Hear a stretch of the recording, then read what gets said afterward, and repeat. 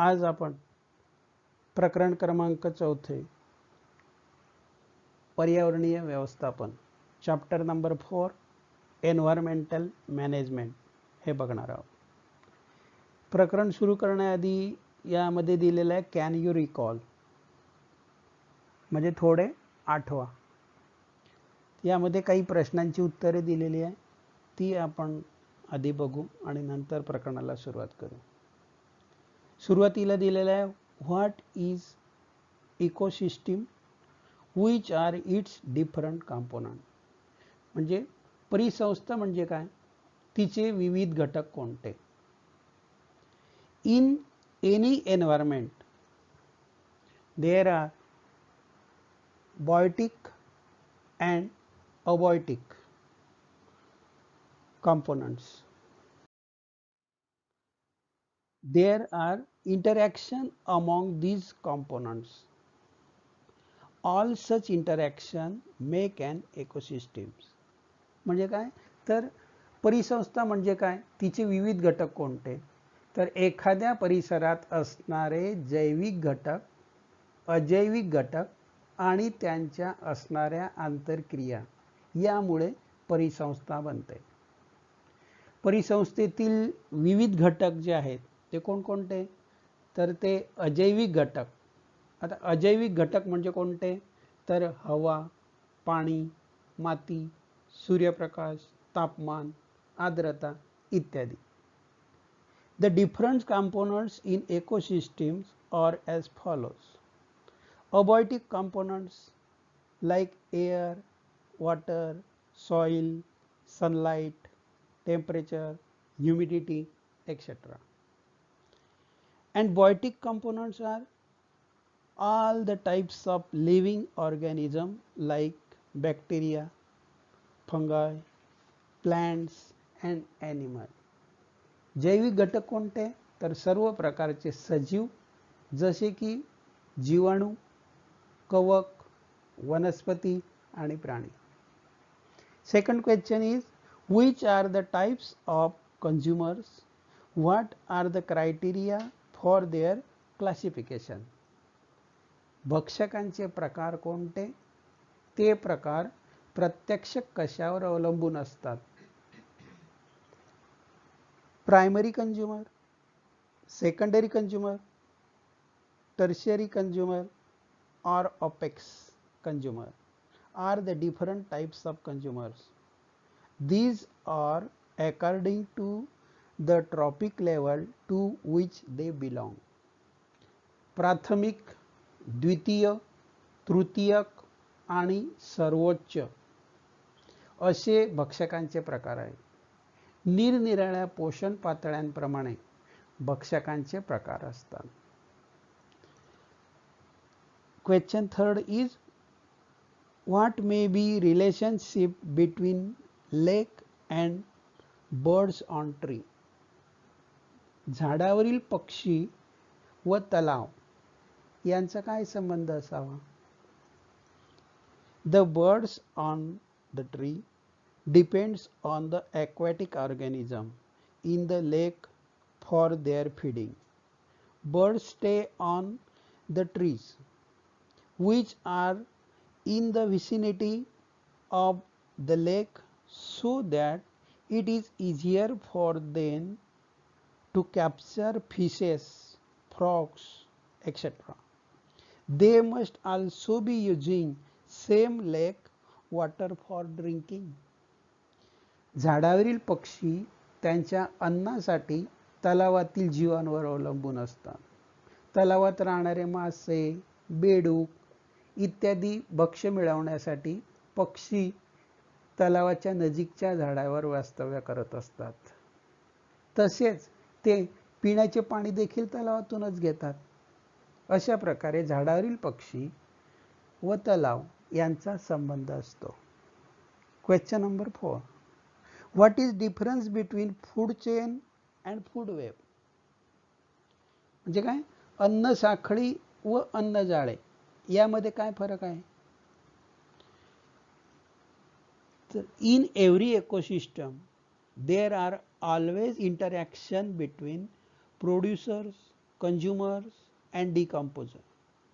This sequence of feeding interaction is called food chain.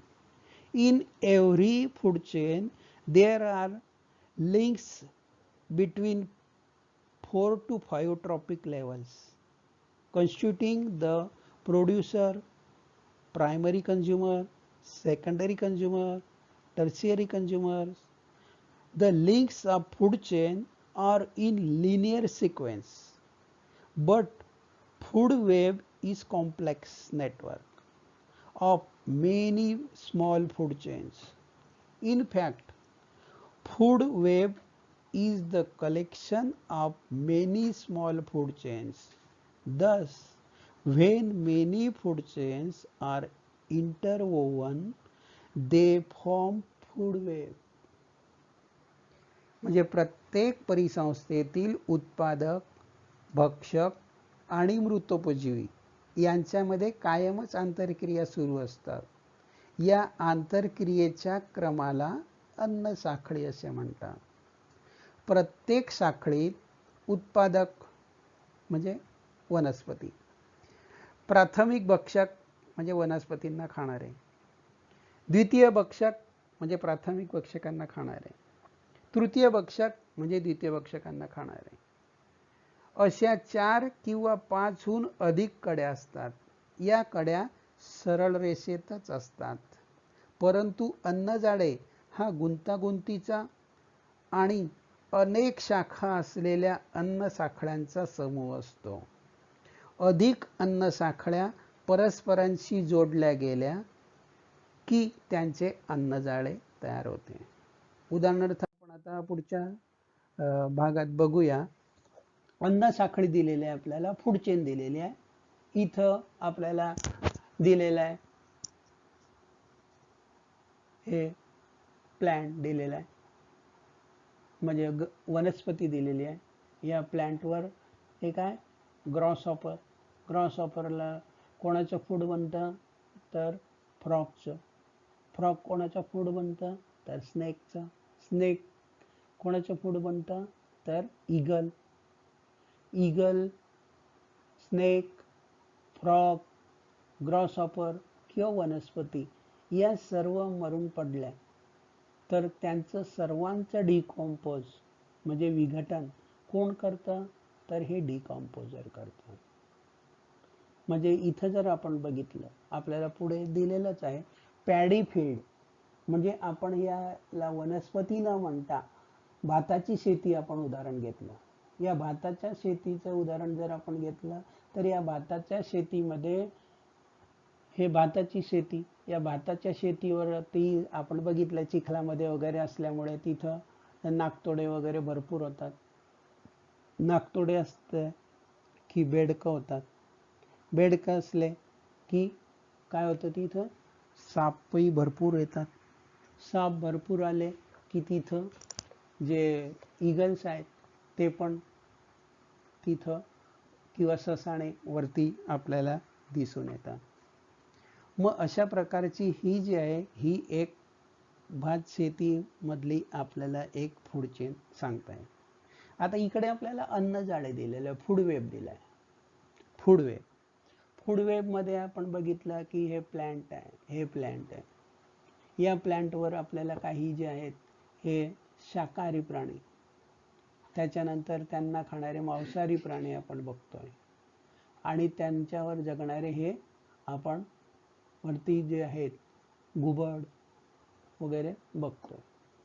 तर अशा प्रकारचे हे वनस्पतींवर अवलंबून असणारे इथं बरेचसे प्राणी दिलेले आहेत. या प्राण्यांवर अवलंबून असणारे दुसरे प्राणी पण दिलेले आहेत आणि त्यांच्यावर अवलंबून असणारे वरचे अपेक्स पण आपल्याला दिलेले आहे. आता इथं वनस्पती जे आहे, वनस्पती फक्त ग्रॉसहॉपरच खाईल असं नाही. या वनस्पतीला दुसरे बाकीचे आता उदाहरणार्थ टोळ आहे ते पण खाऊ शकतात. त्यानंतर वनस्पती म्हणजे त्याच्या बीज वगैरे काय सीड्स वगैरे स्क्विरल पण खाऊ शकते. त्यानंतर उंदीर पण धान्य खाऊ शकतो. म्हणजे अशा प्रकारे एकात एक असे हे वेब तयार होतात.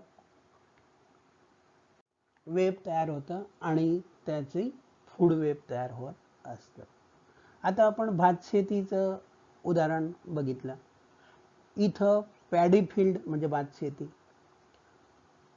भात शेती पॅडी फील्ड म्हणजे प्रोड्युसर. प्रोड्युसर म्हणजेच काय, प्रायमरी ट्रॉपिक लेवल, त्याला प्राथमिक पोषण पातळी असं म्हणतात. त्याच्यानंतर दुसरं आहे ग्रॉस हॉपर म्हणजे नाकतोडा, याला म्हणतात प्रायमरी कंझ्युमर म्हणजे काय, प्राथमिक भक्षक. हा जो आहे प्राथमिक भक्षक हा आला सेकंडरी ट्रॉपिक लेवलमध्ये. त्यानंतर फ्रॉग. फ्रॉग म्हणजे सेकंडरी कंझ्युमर म्हणजे द्वितीय भक्षक, हा आला टर्शियरी ट्रॉपिक लेवलमध्ये. त्यानंतर स्नेक. स्नेक आला टर्शियरी कंझ्युमर म्हणजे तृतीय कंझ्युमर, हा आला फोर्थ ट्रॉपिक लेवलमध्ये. त्यानंतर ईगल सर्वोच्च म्हणजे ॲपेक्स. ॲपेक्स किंवा आपण म्हणू शकतो त्याला फिफ्थ किंवा ॲपेक्स ट्रॉपिक लेवल असं म्हणतो. आणि हे सर्वच्या सर्व डेड झाले म्हणजे मरण पावले की यांचं सगळ्यांचं डिकॉम्पोज करणारे ते म्हणजे कोण, डिकॉम्पोजर. आणि म्हणून आपल्याला सांगितलेलं आहे की प्रत्येक घटक यामधील इच फॅक्टर इज अन इम्पॉर्टंट. म्हणून इथे वनस्पती पण तेवढीच महत्त्वाची आहे उत्पादक म्हणून. इथं प्राथमिक भक्षक जे आहे ते पण तेवढेच महत्त्वाचे आहे, फ्रॉग पण तेवढ्याच महत्त्वाचा आहे, आणि स्नेकही तेवढ्याच महत्त्वाचा आहे, ईगलही तेवढ्याच महत्त्वाचे आहेत. सर्वच्या सर्व महत्त्वाचे फॅक्टर्स आहेत. आता तुम्ही बऱ्याच वेळा रस्त्याने बघितले असेल की बरेचसे जे आहेत, तुमच्या मनात विचार आला असेल की question may arise in your mind that whether the caterpillars found in nature, organism present in filthy places, termites, insects present in dung are really useful.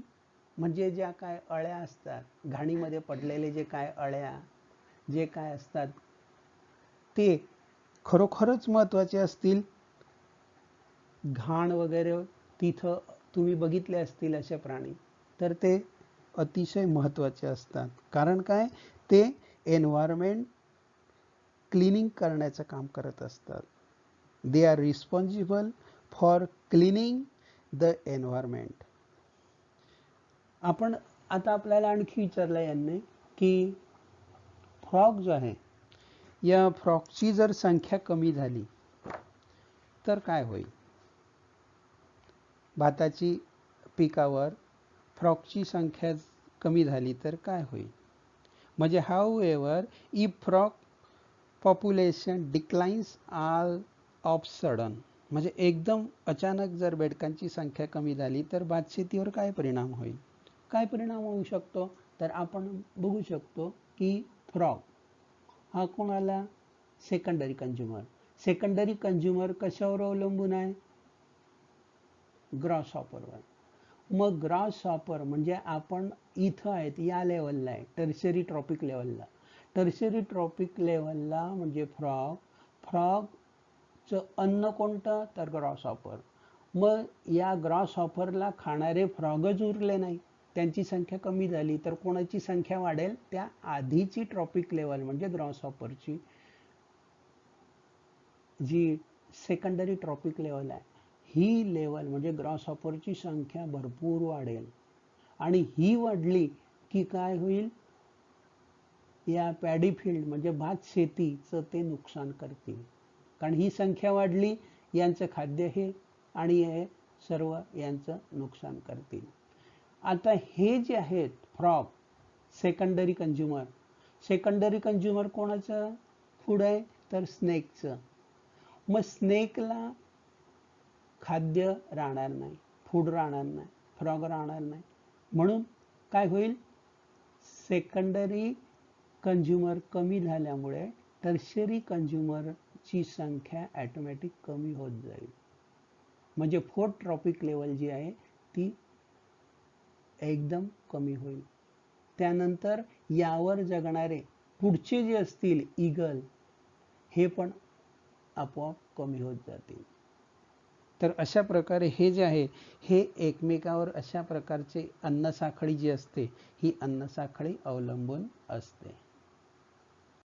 त्यानंतर आपल्याला दिलेलं आहे ecosystem is form by abiotic and biotic factors and their interactions with each other. म्हणजे ecosystem परिसंस्था म्हणजे काय आपण बघितलं. परिसंस्था कशी बनते तर त्यामध्ये असणारे बायोटिक अँड अबायोटिक फॅक्टर्स म्हणजे जैविक आणि अजैविक घटक, त्यांच्यामध्ये सतत आंतरक्रिया सुरू असते आणि त्यामुळे काय होत असतं, जे इकोसिस्टीम बनत असते. आता आपल्याला दिलेला आहे एक तक्ता दिलेला आहे, टेबल दिलेला आहे, कंप्लीट द फॉलोइंग टेबल. यामध्ये दिलेला आहे इकोसिस्टीम, इथं दिलंय अबायोटिक कंपोनंट्स, इकडे दिलंय बायोटिक कंपोनंट्स, इकडे दिलंय फिजिकल फॅक्टर्स, इकडे दिलंय केमिकल फॅक्टर्स येणार इथं. त्यानंतर ऑटोट्रॉफिक, आपण आधी अबायोटिक फॅक्टर्स बघूया इकडचे. नंतर दिलंय फिजिकल फॅक्टर्स कोणकोणते तर air, water, vapour, minerals, soil, sunlight. इकडे काय केमिकल फॅक्टर कोणकोणते तर न्यूट्रिय, मिनरल्स अँड पीएच, सामू वगैरे जमिनीचा ते पण येऊ शकतं. त्यानंतर या न्यूट्रिएंट्सचे म्हणजे केमिकल फॅक्टरचे आणखी दोन प्रकार पडतात, 2 types of they, inorganic substance and इकडे येईल ऑर्गॅनिक सबस्टन्स. इनऑर्गॅनिक सबस्टन्स कोणकोणते तर hydrogen, oxygen, nitrogen, calcium, iron, sodium, potassium. इकडे कोणते प्रोटीन, कार्बोहायड्रेट, फॅट्स असे वेगवेगळे येतील. म्हणजे थोडक्यात जर आपण बघितलं तर परिसंस्था अजैविक घटक, जैविक घटक, भौतिक घटक, रासायनिक घटक. भौतिक घटकांमध्ये हवा, पाणी, बाष्प, मृदा, सूर्यप्रकाश. आणि इकडे रासायनिक घटकांमध्ये कोणकोणते तर पोषण द्रव्ये, क्षारता आणि सामू. या रासायनिक घटकांचे पोषण द्रव्ये, क्षारता, सामू याचे दोन प्रकार पडतात पुन्हा, ते म्हणजे असेंद्रिय घटक आणि सेंद्रिय घटक. असेंद्रिय घटक कोणकोणते तर हायड्रोजन, ऑक्सिजन, नायट्रोजन, कॅल्शियम, लोह, सोडियम, पोटॅशियम. सेंद्रिय पदार्थ कोणकोणते तर प्रथिने, कर्बोदके, स्निग्ध पदार्थ इत्यादी. आता आपण जैविक घटकाकडे वळणार आहोत. Biotic components. Biotic components are 2 types, autotrophic and heterotrophic. जैविक घटक दोन प्रकारचे, एक म्हणजे काय स्वयंपोषी आणि दुसरं म्हणजे हेटेरोट्रॉफिक म्हणजे काय परपोषी. ऑटोट्रॉफिकचे कोणकोणते तर स्वयंपोषीचे कोणकोणते तर प्रोड्युसर म्हणजे उत्पादक. उत्पादक कोण कोण तर प्लांट्स. त्यानंतर आपण हेटेरोट्रॉफिक म्हणजे परपोषी बघूया. परपोषी कोण असतात तर इथं आपल्याला सांगता येतील प्राणी म्हटलेला यांनी, पण इथं जे आहे या प्राणीच्या ऐवजी इथं कंझ्युमर असा शब्द पाहिजे होता, कारण यांनी काय शब्द वापरला इथं प्रोड्युसर. ॲनिमल इथं न येता काय यायला पाहिजे कंझ्युमर अँड डिकम्पोजर. आपण बघितलं मागच्या भागात प्रोड्युसर, कंझ्युमर अँड डिकम्पोजर. इथं वनस्पती, त्यानंतर इथं त्यांना खाणारे प्राथमिक भक्षक, द्वितीय भक्षक, तृतीय भक्षक असे आपण प्रकार बघितले. आणि शेवटी आपण बघितलं विघटक म्हणजे प्रोड्युसर, कंझ्युमर आणि डिकम्पोजर. तर इथं प्रिंटिंग मिस्टेक का झाली असेल कदाचित त्यांची, ॲनिमलच्या ऐवजी कंझ्युमर पाहिजे होतं. प्रोड्युसर कोणते तर प्लांट्स म्हणजे वनस्पती, कंझ्युमर कोणते तर ॲनिमल्स, डिकम्पोजर कोणते तर बॅक्टेरिया जीवाणू आपण बघितले कोणकोणते जीवाणू, त्यानंतर फंगाय वगैरे ते. त्यानंतर आपण ॲनिमल्समध्ये, ॲनिमल्स कोणकोणते, तर ॲनिमल्समध्ये प्रकार आपण बघितले, primary consumer, secondary consumer and tertiary consumers, किंवा त्यालाच आपण ॲपेक्स असं देखील म्हटलं होतं. म्हणजे प्राथमिक भक्षक, द्वितीय भक्षक, तृतीय भक्षक अशा प्रकारचे. त्यानंतर आपण येतो relationship between environment and ecosystem. Environment is a broad concept. म्हणजे परिसंस्था जी आहे ही परिसंस्था एक व्यापक संकल्पना आहे, अत्यंत व्यापक अशी संज्ञा आहे. आपल्या सभोवती आपण जर बघितलं तर असलेल्या भौतिक, रासायनिक व जैविक जे घटक असतात, या घटकांनी मिळून हे पर्यावरण बनत असतं. म्हणजे पर्यावरण आणि परिसंस्था याचा आपल्याला संबंध विचारलेला आहे तिथे. यामध्ये आपण जर बघितलं तर there are 2 types of environment. म्हणजे पर्यावरणाचे 2 प्रकार पडतात.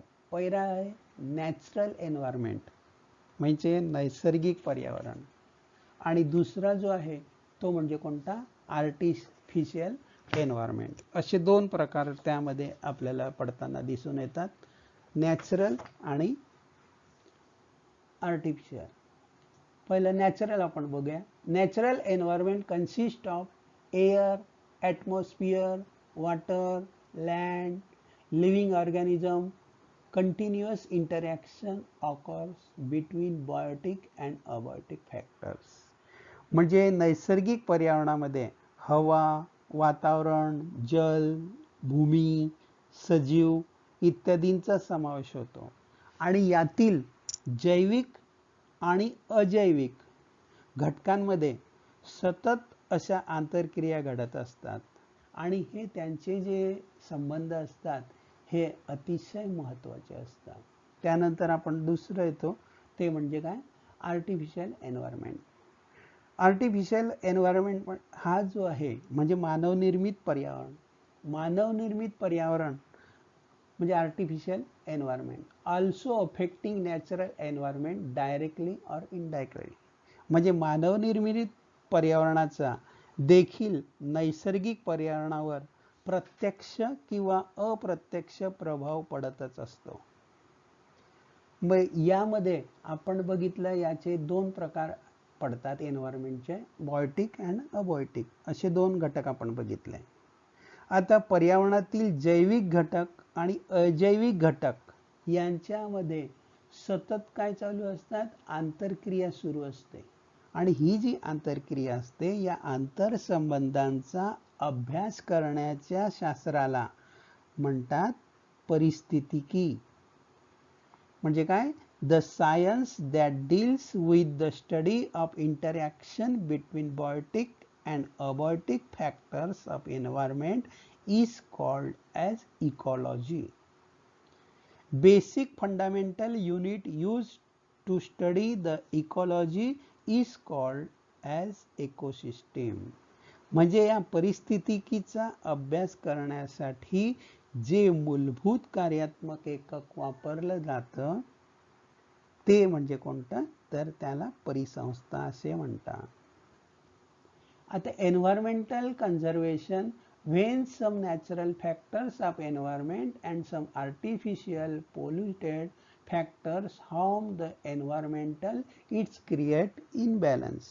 म्हणजे यामध्ये काय होत असतं की सतत यामध्ये काही जे नॅचरल फॅक्टर्स असतात, काही मानवनिर्मित फॅक्टर्स म्हणजे प्रदूषित जे असतात घटक, ते आपल्या पर्यावरणाचं हानी करत असतात, त्यांच्यामध्ये असमतोल निर्माण करत असतात. यामध्ये आपल्याला काय दिलेलं आहे, आता एक तक्ता दिलेला आहे, कंप्लीट द फॉलोइंग टेबल. तो आपण आता बघणार आहोत. यामध्ये सुरुवातीला दिलेला आहे बघा, फॅक्टर्स अफेक्टिंग एन्व्हायरमेंट म्हणजे पर्यावरणावर परिणाम करणारे घटक. बऱ्याच वेळा प्रश्न विचारला जातो. Question will be asked, factors affecting the environment. What is the factors affecting environment? Yeah, there are two types of factors affecting environments. First is natural factors and second is man-made factors. मग natural factors कोणकोणते? म्हणजे नैसर्गिक घटक आणि मानवनिर्मित घटक. तर नैसर्गिक घटक कोणकोणते? तर भूकंप, ज्वालामुखी, पूर, अतिवृष्टी, वणवा, चक्रीवादळ, दुष्काळ, अवर्षण अशा प्रकारचे नैसर्गिक घटक. म्हणजे जसे की natural factor, earthquake, cyclone, forest fire, droughts, हे जे असतात हे सर्व नॅचरल फॅक्टर. यातले आपण आताच बघितलं, मागच्या महिन्यात सायक्लोन येऊन गेलं, फॉरेस्ट फायर पण लागलं होतं ऑस्ट्रेलिया वगैरे तिथे, ड्रॉट पण आपल्याकडे येऊन गेला मागे. तर हे सध्या आपण अनुभवतोय, पूर पण येऊन गेलं आपल्याकडे. अशा प्रकारचे हे आपल्याला माहिती आहे. त्यानंतर मॅनमेड फॅक्टर्स कोणकोणते? मॅनमेड फॅक्टर्स जे आहेत, deforestation, urbanisation, construction of building and dams. म्हणजे मानवनिर्मित घटक कोणकोणते? तर जंगलतोड, हवा प्रदूषण, जल प्रदूषण, त्यानंतर नागरीकरण, औद्योगिकरण, रस्ते, पूल, दहशतवाद, धरणे बांधतात बऱ्याच वेळेला. तर अशा प्रकारचे हे धरणे, यामुळे या मॅनमेड फॅक्टर्समुळे